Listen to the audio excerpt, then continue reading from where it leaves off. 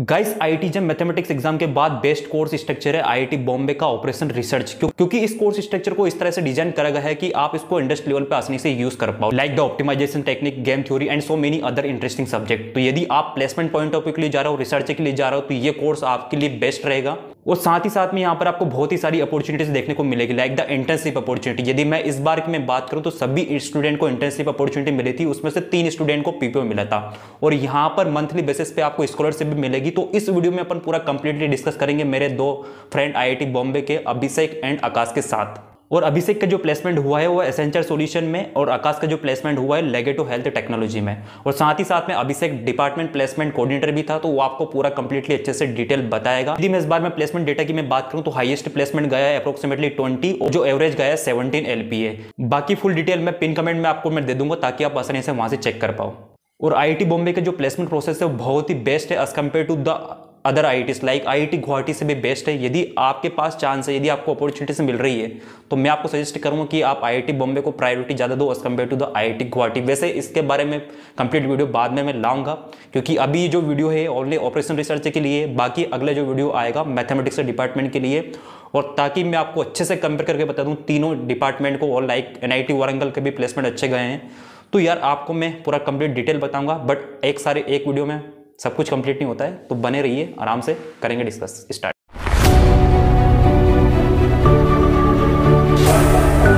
तो hello everyone guys, तो आज का टॉपिक है ऑपरेशन रिसर्च। तो मेरे साथ 2 मेरे फ्रेंड है आईआईटी बॉम्बे के, आकाश एंड अभिषेक।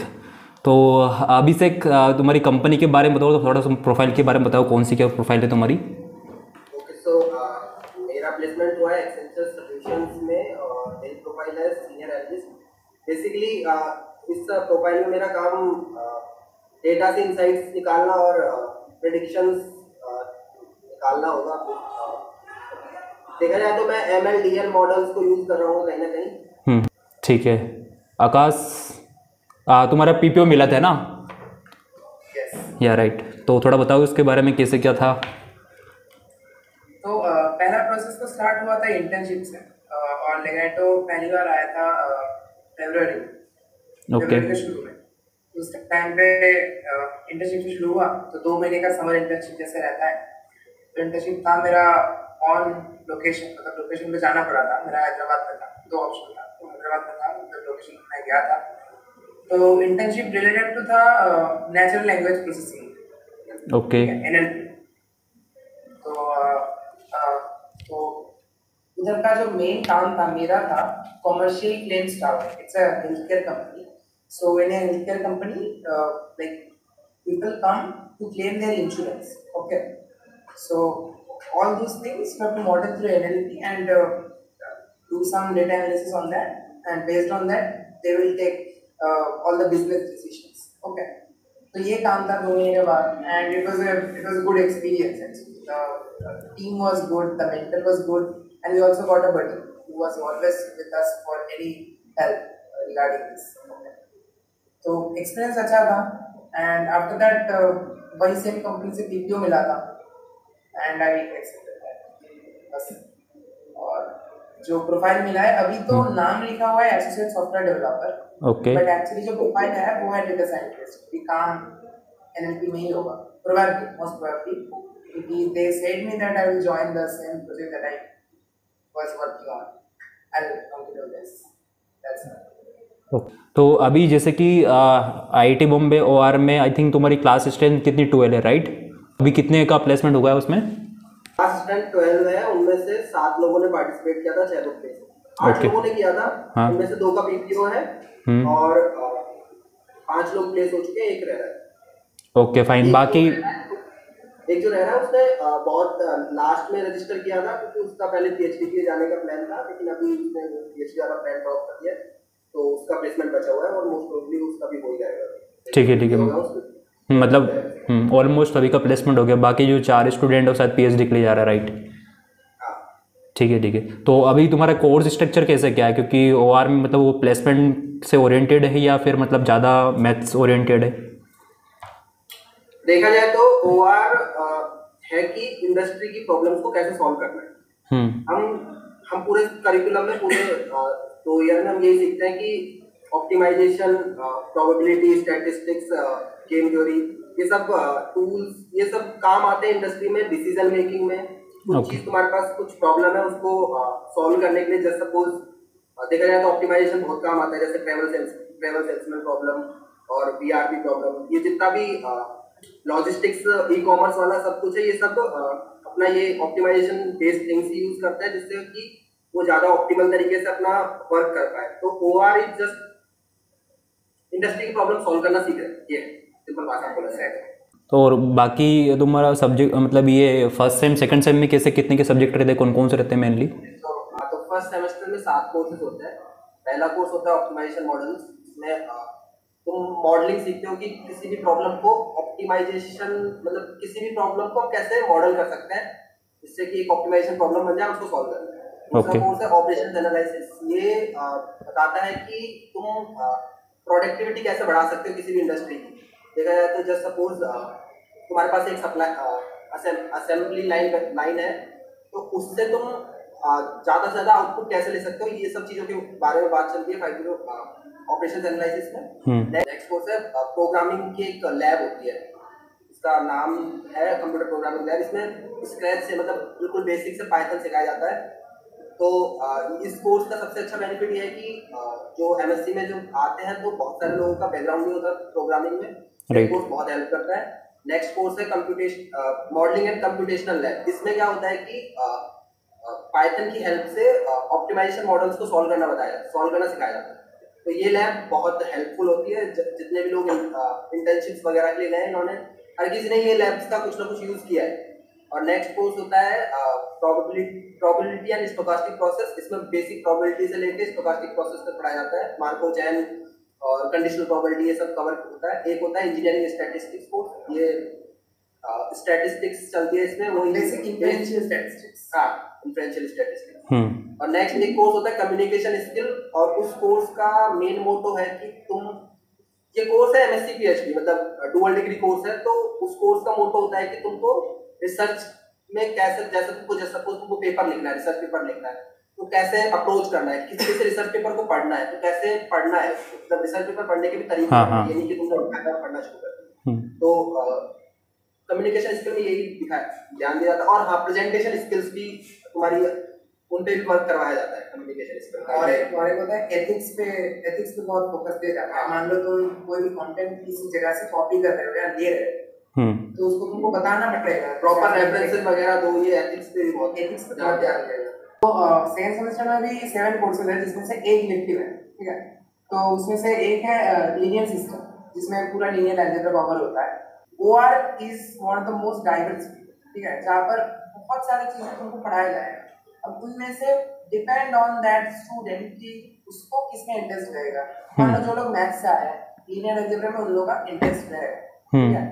जो लोग स्टैट्स से है, प्रोबेबिलिटी से है, उनको उस रिलेटेड मार्कोव डिसीजन प्रोसेस जो होता है, इन सब चीजों में आएगा इंटरेस्ट। तो वैसे एक और एक सब्जेक्ट होता है, वो है game theory, decision making end game theory. तो गेम थ्योरी में पढ़ाया जाता है, जिसमें बेसिकली ये होता है कि तुमको डिसीजन लेना पड़ता है बेस्ड ऑन डिफरेंट सिचुएशंस है तुम्हारे पास, डिफरेंट ऑप्शंस हैं। फॉर एग्जांपल जैसे 2 प्लेयर गेम, एक गेम हो रहा है, तो उसने कुछ मूव लिया, तो बेस्ड ऑन दैट मूव तुम्हारा बेस्ट ऑप्शन क्या रहेगा, तुम कौन सा मूव लोगे। तो ये चीज को मैथमेटिकली कैसे फॉर्मुलेट किया जा सकता है, ठीक है। Okay. ये सब चीजें पढ़ाया जाता है। वर्ड में बोला जाता है डिसीजन मेकिंग, इसका की फैक्टर है डिसीजन मेकिंग। हाँ, मतलब शायद इससे रिलेटेड एक कंपनी भी आती है, गेम मैथमेटिशियंस लाइक ऐसे कुछ हायर करती है इस प्रोफाइल से रिलेटेड। अच्छा, चलो ठीक है, कोई दिक्कत नहीं। हम लोगों ने प्रिपेयर नहीं किया था, मतलब हमारे लिए सबके लिए एमएल और डेटा साइंस ही था टारगेट। तो कुल मिला के मतलब जो तुम्हारा कोर्स स्ट्रक्चर कहीं ना कहीं, मतलब कि जो स्टूडेंट डेटा साइंस फील्ड में जा रहे हैं उनके लिए कहीं ना कहीं बेनिफिशियल रहता है as compare to other profile के लिए अपन प्रीफर करेंगे लाइक एसडी। नहीं, ऐसा बिल्कुल भी नहीं है, ऐसा बिल्कुल भी नहीं है। ओके, लाइक अभी मैं अगर प्रोफाइल्स की बात करूं जिनको टारगेट कर सकता है, एक ओआर का बंदा, हाँ, वो डेटा साइंस कर सकता है, ठीक है, ओआर साइंटिस्ट कर सकता है, सप्लाई चेन मैनेजमेंट कर सकता है, मतलब कुछ कॉमन है लाइक एसडी, कंसल्टिंग, ये तो सबके लिए कॉमन है, हाँ, ठीक है। बाकी जो मेन फोकस होता है, जो अपना कोर है, जो बाकी लोगों के लिए डिफिकल्ट बन जाता है एक्सेस करना, that is supply chain management and core science. क्योंकि मैं डेटा साइंस को भी, मतलब डेटा साइंस बहुत लोग का नॉन कोर में आता है और बहुत लोग आ रहे हैं इसमें, but data science is our core. Okay okay ऐसा है। Okay fine. और उसके बाद ऐसा कुछ सीन रहता है कि तुम्हारा जब फर्स्ट ईयर कंप्लीट हो जाता है तो आई थिंक ऐसा सिलेक्ट करने का रहता है कि यदि आप पीएचडी के लिए जा रहे हो या फिर आप मतलब प्लेसमेंट के लिए जा रहे हो तो आपको फर्स्ट ईयर बाद इसको सिलेक्ट करना रहता है, राइट? हाँ मतलब कुछ हद तक ऐसा ही है कि तुमको फर्स्ट ईयर के बाद तुमको अपना डिसीजन बना लेना है कि तुमको प्लेसमेंट के लिए जाना है और पीएचडी के लिए जाना है। ठीक है। तो प्लेसमेंट मतलब तुमको एक इनफॉर्मली तुम्हारे फैकल्टी एडवाइजर को इन्फॉर्म करना होता है कि हाँ हम प्लेसमेंट के लिए जा रहे हैं। ऐसा कुछ मतलब हार्ड रूल नहीं है कि तुमको बस फर्स्ट ईयर के बाद डिसाइड ही करना है। तुम थर्ड सेम के बाद भी डिसाइड कर सकते हो। तुम लास्ट में भी डिसाइड कर सकते हो कि नहीं मुझे नहीं जाना चाहिए, मुझे अपने प्लेसमेंट के लिए जाना है। तो ऐसा कुछ बहुत ज़्यादा मतलब बहुत स्ट्रिक्ट रूल नहीं है, बस थोड़ा सा रूल तो है कि डिसाइड तो करना ही है फॉर्मली। बट हाँ एक्सप्लोर करने का जगह तो मिलता है। और सेकेंड सेमेस्टर में मुझे लगता है जो वन ऑफ द इम्पोर्टेंट मतलब सब्जेक्ट है वो है आईओआर लैब, जिसमें ग्रेडियंट डिसेंट का जो डिफरेंट मेथड्स है लाइक न्यूटन मेथड, बीएफजीएस, ठीक है, ये सारी चीज़ों को कोड में लिखना पड़ता है। ठीक है, कोड में लिख के तुमको एमएल प्रॉब्लम सॉल्व करना होता है, प्रेडिक्शन करना होता है स्क्रैच। और सबसे बेस्ट पार्ट ये है कि सब कुछ स्क्रैच से लिखा जाता है, तो इसमें प्रोग्रामिंग स्किल्स भी एनहांस होती है और तुम सीख रहे हो। मतलब तुम ऐसा नहीं कि तुम्हारे लिए एक ब्लैक बॉक्स है ग्रेडियंट डिसेंट क्या है, ऑप्टिमाइजेशन टेक्निक्स तुम्हारे लिए ब्लैक बॉक्स नहीं। तुम उनको सीखोगे कि यार इसमें ये चेंज करेंगे तो इतना फर्क पड़ता है, इसमें कुछ चेंज करेंगे तो ये फर्क पड़ता है, अगर इसको और फास्ट करना है तो हम ऐसे ये चेंज करके फास्ट कर सकते हैं। तो डिफरेंट टेक्निक्स है और उनको हम स्क्रैच से बनाते हैं, तो वो काफी हेल्पफुल है। एक्चुअली आईओआर लैब को लेके तुम इंटरव्यू में भी बात कर सकते हो आराम से, और वो सुनेगा। हाँ मुझसे मेरे प्लेसमेंट्स के एक इंटरव्यू में पूछा था कि इस लैब में तुमने ओवरऑल किया क्या है ये बताओ, समझाओ, तो मैंने बताया था उसको, वो हैप्पी था। ओके हाँ मतलब तुमने अपने सीवी में मेंशन करेंगे सभी सब्जेक्ट वगैरह, तो फिर उससे रिलेटेड पूछ लिया होगा, राइट? ओके ठीक है फाइन। तो मतलब कुल मिला के थोड़ा सा बहुत अच्छा इंटरेस्टिंग है, जो बच्चे मतलब जिसका जिस फील्ड में इंटरेस्ट वगैरह हो उसमें फिर जा सकता हो कहीं ना कहीं। ऑप्टिमाइजेशन तो कवर हो गया अपना, स्टैटिस्टिक्स कवर हो गया, एमएल कवर हो रहा है, प्रोबेबिलिटी अच्छे से कवर हुआ, तो मतलब सॉर्ट ऑफ बोल सकते हो ये सूडो एमएल डिपार्टमेंट ही है, मतलब एमएल डिपार्टमेंट ही बोल सकते हो। हाँ ठीक है सही कुल मिला के। बाकी नेक्स्ट क्वेश्चन तुमसे मेरा है कि जैसे कि अभी आईआईटी बॉम्बे में इंटर्नशिप जो अपॉर्चुनिटी मिलती है स्टूडेंट को, तो वो ऑफ कैंपस ट्राई करना रहता है या फिर कि मतलब आपके कैंपस में ही आती है? तो देखा जाए तो इंटर्नशिप अपॉर्चुनिटीज काफी सारी थी। टॉकिंग अबाउट आवर बैच, तो हमारे बैच में सब लोगों की इंटर्नशिप लगी थी जो भी सीरियस था इंटर्नशिप को। ओके।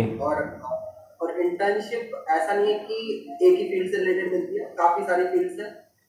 जैसे मेरी इंटर्नशिप थी वो ओआर साइंटिस्ट वाली थी, इसकी इंटर्नशिप थी वो डेटा साइंस में थी, कुछ लोगों की इंटर्नशिप फिनांस साइड में थी, जैसे आरबीआई में इंटर्नशिप ऑफर की, और एग्जैक्ट नंबर या हाँ रिसर्च टीसीएस भी आता है, टीसीएस ने भी 2 लोगों को रिसर्च इंटर्नशिप ऑफर की थी और उनकी रिसर्च इंटर्नशिप काफी अच्छी भी गई थी। मतलब सब लोगों की इंटर्नशिप काफी अच्छी गई थी। और देखा जाए तो जितने भी लोग सीरियस थे, जिन्होंने भी थोड़ा सा भी एफर्ट डाला था इंटर्नशिप के लिए, सबकी इंटर्नशिप लगी थी। और इंटर्नशिप अपॉर्चुनिटीज बहुत ज्यादा है।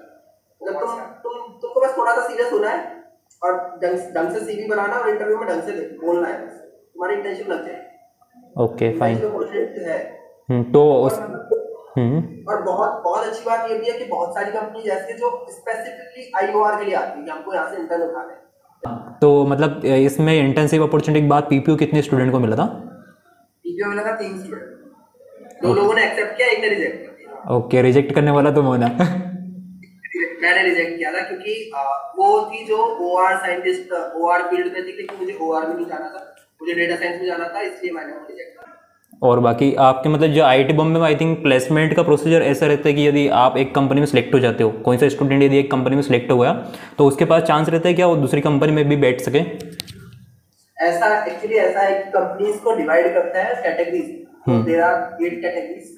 तो C7 एंड C8 वाले कैटेगरी वाले बंदे वो 2 फेज होता है प्लेसमेंट के, फेज 1 और फेज 2। तो फेज 1 में अगर कोई बंदा C7 या C8 कंपनी में प्लेस हुआ है तो वो फेज 2 में फिर से अप्लाई कर सकता है, और कुछ नंबर ऑफ कुछ नंबर ही मिलते हैं कि 3 या 4 कंपनीज में ही अप्लाई कर सकते हैं। लिमिटेड नंबर ऑफ कंपनीज में अप्लाई कर सकते हो, बट तुम कर सकते हो। और अगर तुम्हारा C1 to C6 कंपनी में हुआ है तो तुम नहीं कर सकते।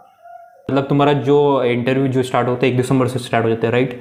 तो इसमें जैसे तुमने बताया कि यहाँ पर डिवाइड होती है company C1 C2 C3 C4 में, तो यहाँ पर ऐसा क्या रहता है कि मतलब कि एक दिसंबर को C1 वाली कंपनी आएगी, ऐसा कुछ फिक्स रहता है क्या? ऐसा नहीं होता, वो डिसाइड होता है कि कंपनी के रिलेशन कैसे हैं प्लेसमेंट सेल से।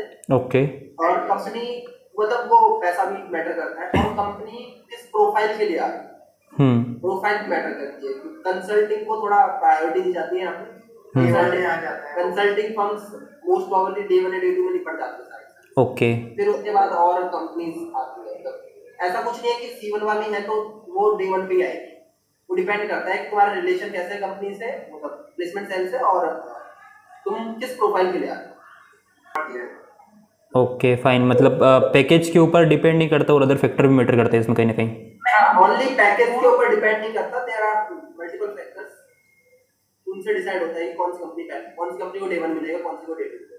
और बाकी क्या क्या अपॉर्चुनिटीज है तुम्हारे OR सब्जेक्ट में अदर, मुझे एक तो प्लेसमेंट हो गया, रिसर्च हो गया, और कुछ ऐसा तो मुझे तुमको लगता है? तो ऐसे बहुत सारे स्टूडेंट्स हैं जो लोग इधर से MSc किए हैं, अभी बाहर से वो लोग PhD करते हैं, ठीक है। ओके। तो ज्यादातर ऐसा होता है कि हमारा 2 प्रोजेक्ट होता है पूरा, मतलब 2 प्रोजेक्ट कर सकते हैं। एक तो फेज 1 प्रोजेक्ट होता है जो थर्ड सेमेस्टर में होता है, और वो बंदा अगर रिसर्च फील्ड में जाना चाहता है, मतलब उस चीज को और भी अच्छे से करना चाहता है, तो वो फेज 2 प्रोजेक्ट होता है, ठीक है। और ऐसा भी हो सकता है कि उसका फेज 2 प्रोजेक्ट में कोई पेपर या जर्नल ऐसा कुछ पब्लिश हो जाए। तो ये एक चीज है कि जो लोग बाहर जाना चाहते हैं उन लोगों के लिए है कि एक अगर पेपर पब्लिश होता है और अपना डिपार्टमेंट ऐसे है कि रिकमेंडेशन दे देते हैं।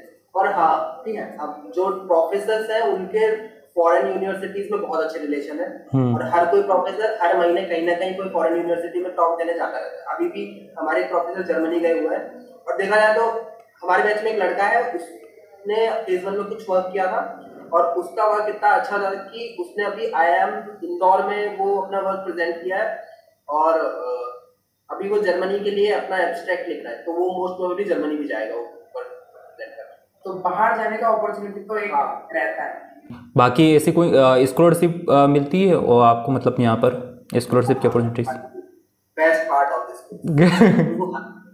6,000 रुपये मिले, और ये सबसे बेस्ट पार्ट है। और तुम बिल्कुल, एक ये होता है कि ग्रेजुएशन कर ली है, अब मास्टर्स करने आए हैं, तो थोड़ा सा फाइनेंशियली इंडिपेंडेंट होना चाहते हो तो तुम 6,000 रुपये तुमको मिलता है, वो मोर देन सफिशिएंट है यहाँ पे तुम्हारा खर्चा निकालने। 6,000 रुपये महीने के? ओह क्या बात है फिर तो। ये सबसे बेस्ट पार्ट है इसमें। मैंने तो एडमिशन ले लिया था इसमें। मतलब ये एक फैक्टर था एडमिशन। ओह अच्छा। और बाकी इसके अलावा और ये तो आपका मतलब फिक्स हो चुका कि मतलब सभी स्टूडेंट को 6,000 मिलते हैं, बाकी अलग से कोई स्कॉलरशिप में अप्लाई कर सकते हैं? एक्चुअली में ऐसा है कि अगर तुम बाहर का कोई स्कॉलरशिप लेते हो अलग से तो फिर ये नहीं मिलेगा। ओके, मतलब एक ही ले सकते हो कुल मिला के। और हाँ, एक चीज और बता देता हूँ IIT की, यहाँ IIT बॉम्बे की है। हाँ। कि एक ये रहता है कि यार हम फाइनेंशियली इतने स्टेबल नहीं है तो फीस नहीं दे सकते या फिर कुछ भी है, तो उसके लिए यहाँ पे एक IITB फैब करके है, फाइनेंशियली एड प्रोग्राम, जिसमें कि तुम्हारी फीस एक एल्यूमनाइज ने एक ऑर्गेनाइजेशन बनाया हुआ है जो एल्यूमनाइज तुम्हारी फी पे करेंगे, तुम्हारा ट्यूशन फी और मैथ्स फी सब कुछ। और उसके बाद जब तुम्हारा प्लेसमेंट हो जाता है या तुम यहाँ से पास आउट हो जाते हो, तुम्हारी जॉब लग जाती है, उसके बाद तुम पैसा मतलब रिटर्न करते हो। तो ये बहुत अच्छी चीज़ है यार। ओह, मतलब बहुत सही है, ये अपॉर्चुनिटी सभी स्टूडेंट के लिए रहती है ना?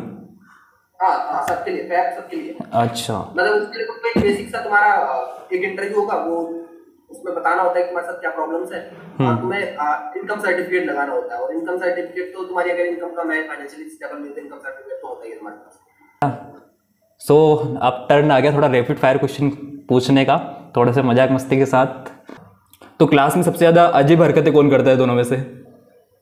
अजीब प्राणी कह सकते हो एक तरह का। क्लास में जाता हूं, अजीब प्राणी हम में से कोई नहीं है, बट हां ऐसे क्लास में नहीं जाते हैं, क्योंकि देखो अपना मैथ में बहुत डाइवर्स है। अपना मैथ ये चीज हर एक बैच में होता है कि कुछ लोग ऐसे मिल जाते हैं जो सच में अजीब ही होते हैं, ठीक है। मतलब अपने बैच में हर तरह का मिलेगा कि 10 CPI होल्डर मिल जाएगा, ठीक है, जो बस पढ़ाई कर रहा है बट अभी उसको गर्लफ्रेंड चाहिए, प्लेसमेंट हो गया, तो गर्लफ्रेंड चाहिए, तो ऐसा सीन भी चल रहा है। तो best place in IIT Bombay to visit, और जहाँ पर थोड़ा देखने में अच्छा लगता है। समय के भाई बोट हाउस, बिल्कुल लेक व्यू आता है, बहुत अच्छा व्यू। ओके। और हाँ, S17 की छत भी अच्छा है, मतलब हमारा करंट हॉस्टल है, उसकी छत से बहुत अच्छा व्यू आता है, सामने गिरानंगानी दिखता है और लेक है, रात के टाइम जाओ और मस्त मजा आता है। ठीक है। और बेस्ट एनी कोई मेमोरेबल मोमेंट तुम्हारा आईआईटी बॉम्बे में जो तुम कभी तक याद है? होली होली है, मुंबई भी है अपना, होली तो है ही, बट होली इज बेस्ट। मतलब मैं आईआईटी बॉम्बे में आने से पहले होली मनाना प्रेफर नहीं करता था, लेकिन यहाँ आने के बाद मेरा पर्सपेक्टिव ही चेंज हो गया। मैं अब होली के लिए बिल्कुल ऐसे हूँ कि यार होली तो मनानी है, लास्ट होली है और इस बार तो मचाना है। वैसे हम लोग वेट कर रहे हैं कि कब होली आएगा, बस आने वाला 2-3 दिन में आने वाली है बस अब। ठीक है, बस खत्म करते हैं एंड। और कुछ बोलना है? और कुछ तो क्या बोलना है कि जो भी गोवार में आने का सोच रहा है, आ जाओ भाई, बहुत बढ़िया चीज है। मतलब तुमको कभी रिग्रेट नहीं होगा कि यार ओआर क्यों ले लिया, मैं अच्छा खासा मैथ्स पढ़ रहा था, स्टैट्स पढ़ रहा था, लेकिन नहीं, तुम आओगे तो तुमको लगेगा कि यार अच्छा डिसीजन था, बहुत अच्छा डिसीजन था। तुमको जिधर भी जाना है, जिस भी फील्ड में जाना है, तुमको अपॉर्चुनिटीज बहुत मिलेगी। और हाँ, सपोर्टिव बहुत, यहाँ पे सबसे अच्छी बात ये है कि मतलब जो हम मुझे फील पर्सनली मुझे ये फील हुआ कि हर कोई बंदा बहुत सपोर्टिव है। सीनियर्स ले लो और पीएचडी वाले बंदे ले लो, पीएचडी स्कॉलर्स जितने भी, बहुत सपोर्टिव है और बहुत ही फ्रैंक है। तुम जाके मतलब बहुत रीचेबल है, तुम जाके सीधा बोलोगे कि यार भैया ये प्रॉब्लम आ रही है, कैसे करना है, वो बताएंगे कि यार ये कर दो, ऐसे कर दो। और प्रोफेसर भी बहुत अच्छे से रीचेबल है, मतलब प्रोफेसर के पास जाके तुम डायरेक्टली पूछ सकते हो कि सर मुझसे नहीं हो रहा, सर मुझे नहीं आ रहा है, कैसे करना है, वो बता देंगे। प्रोफेसर तो इवन ये बोलते हैं कि यार मेरे पास बच्चे क्यों आते हैं, मतलब एक प्रोफेसर है जो ओरिएंटेशन प्रोग्राम होता है उसमें बोलता है कि मैं तो चाहूंगा कि बच्चे आके मुझसे क्वेश्चन पूछे कि मतलब तुम मुझसे आके इंटरेक्ट करो। प्रोफेसर से बहुत ऐसे हैं कि आके इंटरेक्ट करो, बताओ क्या करना है क्या नहीं करना, तुमको कोई फीडबैक है तो फीडबैक भी दो। और फीडबैक तो बहुत इम्पोर्टेंटली लिया जाता है, मतलब जो फीडबैक आता है ठीक है उसको बहुत सीरियसली लिया जाता है प्रोफेसर।